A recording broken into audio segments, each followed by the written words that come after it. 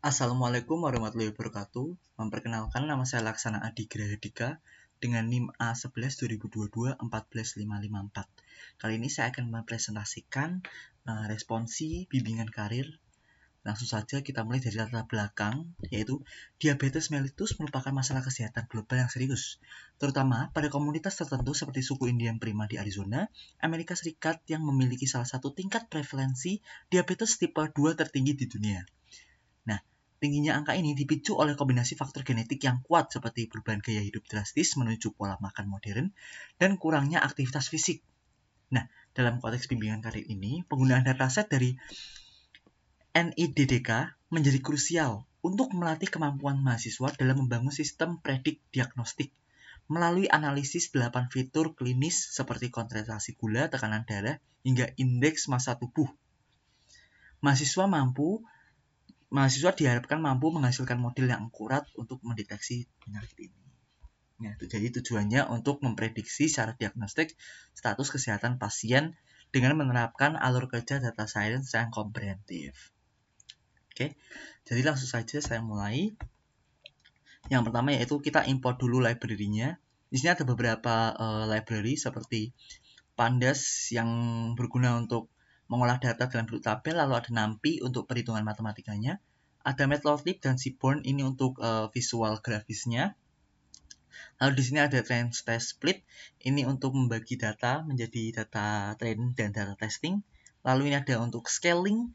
Lalu di sini ada metode-metodenya.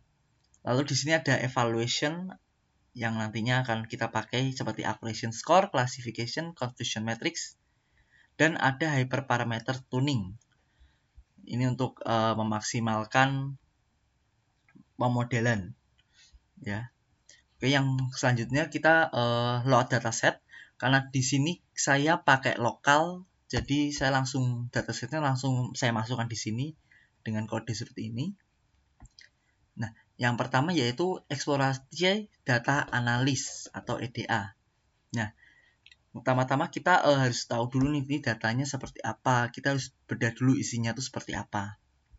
Dengan cara seperti ini, jumlah baris dan kolom, lalu tipe data setiap fitur, dan ternyata dataset ini memiliki 768 baris dan 9 kolom.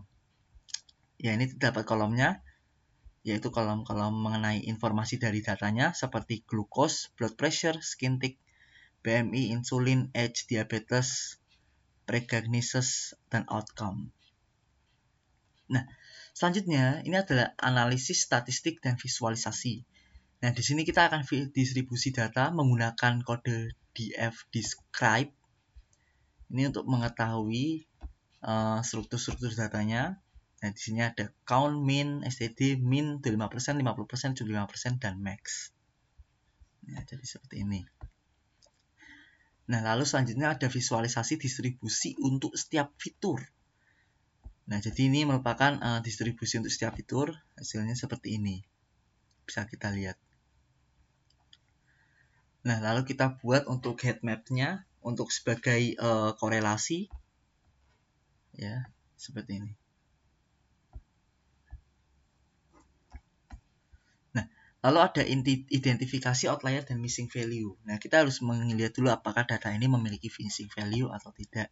Dan ternyata dalam data ini memiliki beberapa jumlah missing value. Contohnya seperti glucose memiliki 5 missing value, lalu ada blood pressure 35, skin thickness 227, insulin 374, BMI 11. Nah, lalu kita identifikasi outlier menggunakan box plot. Nah, jadi seperti ini hasilnya. Nah, lalu selanjutnya ada insight dari EDA. Yang pertama kita visualisasikan keseimbangan data. Kita lihat apakah ini datanya sudah seimbang apa belum. Ternyata hasil menunjukkan bahwa jumlah kelas dan 0 dan 1 ini tidak seimbang dan perlu teknik resampling atau menggunakan metrik F1 score. Nah, lalu ada visualisasi fitur dominan. Nah, kalau kita lihat di korelasi fitur terhadap outcome, di sini menunjukkan bahwa glukosa ini dengan tingkat yang paling tinggi ya, menunjukkan dengan jelas bahwa glukosa adalah fitur yang paling dominan dalam memprediksi diabetes. Oke. Nah, Lalu kita visualisasikan missing value. Nah, jadi ini menggunakan ini, lalu jadi inilah merupakan contohnya garis-garis putih pada kolom ini menunjukkan kekosongan data atau nilai 0. Meskipun datasetnya ini terlihat penuh, secara medis nilai 0 pada insulin dan thickness adalah data yang hilang. Nah, lalu kita scatter plot fitur untuk domain ini antara glukosa versus BMI. Nah, titik-titik outcome yang satu ini merupakan diabetes cenderung berkumpul di area dengan nilai glukosa dan BMI yang tinggi.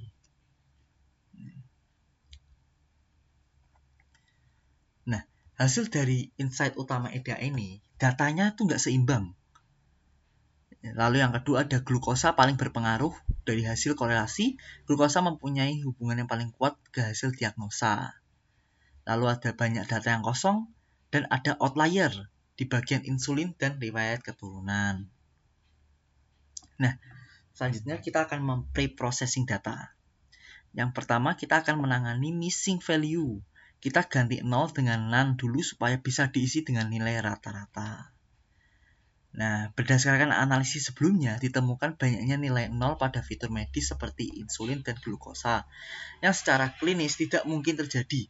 Nilai-nilai tersebut dianggap sebagai data yang hilang, missing value. Proses perbaikan dilakukan dengan teknik imputasi menggunakan nilai median. Menggunakan median bertujuan agar nilai pengisi tidak terpengaruh oleh data ekstrim atau outlier yang ditemukan pada dataset ini. Nah, oke. Lalu selanjutnya kita harus memisahkan fitur X dan target Y. Nah, di sini kita membagi datanya jadi dua, yaitu data training dan data testing dengan rasio 80% dan 20%. Nah, parameter Stratify ini diterapkan untuk memastikan bahwa proporsi kelas pasien diabetes dan non-diabetes tetap seimbang, baik di data latih maupun di data uji. Nah, selanjutnya kita scaling data numeriknya. Kita pakai stand scaler supaya semua fitur yang punya skala yang sama. Penting buat model seperti KNN atau SPM. Nah, preprocessing sudah selesai dengan hasil jumlah data training sebesar 614 dan jumlah data testing sebesar 154. Nah, menggunakan standar scaler ini untuk mengubah distribusi data sehingga memiliki rata-rata 0 dan standar deviasi 1 yang sangat krusial untuk mengoptimalkan performa model. Nah, standar scaler ini digunakan untuk menyamakan skala seluruh fitur numerik dalam dataset. Nah, lalu ini ada fitur selection. Kita cek dulu skor kepentingan fitur pakai korelasi terhadap target. Nah, jadi hasilnya ada beberapa fitur yang dipilih berdasarkan korelasi. Yaitu yang pertama ada pregensis, lalu ada glucose, lalu ada blood pressure, lalu ada skin thickness, lalu ada insulin, dan BMI. Nah, sekarang kita masuk ke instruksi kedua, modeling. Yang pertama kita melakukan pemilihan model. Nah, di sini terdapat 3 model, yang pertama KNN, yang kedua SVM, dan yang ketiga random forest. Nah, KNN ini dipilih karena algoritma ini berbasis jarak, sehingga sangat sinkron dengan tahap preprocessing yang menggunakan standar scaler. KNN akan mengklasifikasikan resiko diabetes berdasarkan kemiripan profil medis antar pasien. Nah, di sini juga ada SVM dan random forest. Nah, kesesuaian dengan permasalahan ini, ketiga model ini dipilih karena saling melengkapi. KNN dan SVM unggul dalam pemrosesan data yang sudah distandarisasi. Sementara random forest memberikan kestabilan prediksi pada data yang memiliki karakteristik klinis yang beragam dan tidak teratur. Kombinasi ini memungkinkan kita untuk membandingkan performa terbaik untuk akurasi diagnosa pasien. Di sini ada evaluasi pelatihan model. Nah, jadi di sini, hasil di sini menunjukkan bahwa random forest memiliki presisi yang akurasi yang paling besar, yaitu sebesar 81. Dan di sini juga menunjukkan bahwa yang biru ini merupakan yang paling tinggi, yaitu 87 memiliki punyanya si random forest. Nah, model random forest unggul dengan nilai 0,78. Ini menunjukkan bahwa algoritma basis tree lebih stabil dalam mengklasifikasikan data di database ini.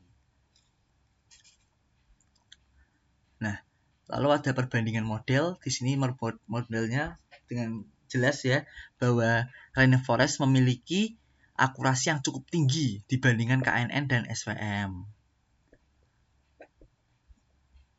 Nah, lalu kita masuk ke instruksi atau optimasi model.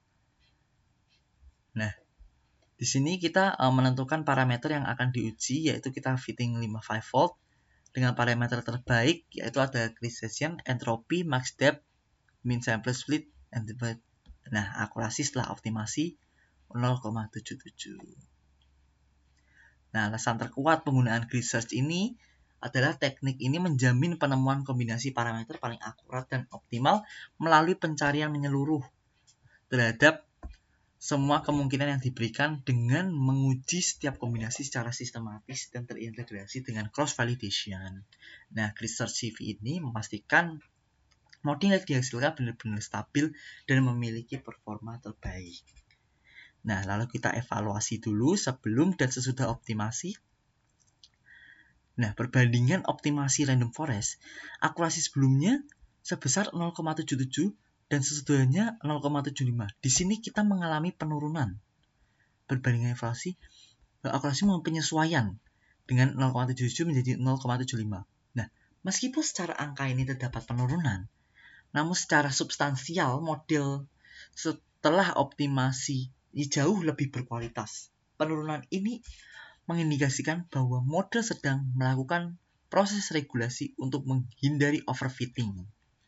Dengan demikian, model hasil optimasi ini jauh lebih stabil, objektif, dan memiliki kemampuan generalisasi yang lebih baik saat digunakan untuk memprediksi data pasien. Nah, ini ada untuk perbandingannya, evaluasinya. Nah, lalu kita masuk kesimpulan. Kesimpulannya adalah pengaruh optimasi terhadap performa model secara angka. Optimasi tidak meningkatkan akurasi karena terjadi penurunan dari 0,7792 menjadi 0,7532. Namun, optimasi berhasil memperbaiki struktur parameter melalui grid search CV, menunjukkan bahwa akurasi tinggi di awal cenderung merupakan hasil overfitting. Nah, lalu yang kedua, simplifikasi terhadap kualitas dan generalisasi optimasi meningkatkan kualitas model melalui proses regularisasi, sehingga model tidak lagi sekedar menghafal data latihan. Penggunaan cross-validation memberikan implikasi positif pada kemampuan generalisasi, membuat model jauh lebih stabil dan handal saat digunakan untuk memprediksi data pasien baru di masa mendatang dibanding model sebelum optimasi. Nah, jadi sekian untuk presentasi saya pada hari ini. Mohon maaf bila ada salah-salah kata. Wassalamualaikum warahmatullahi wabarakatuh.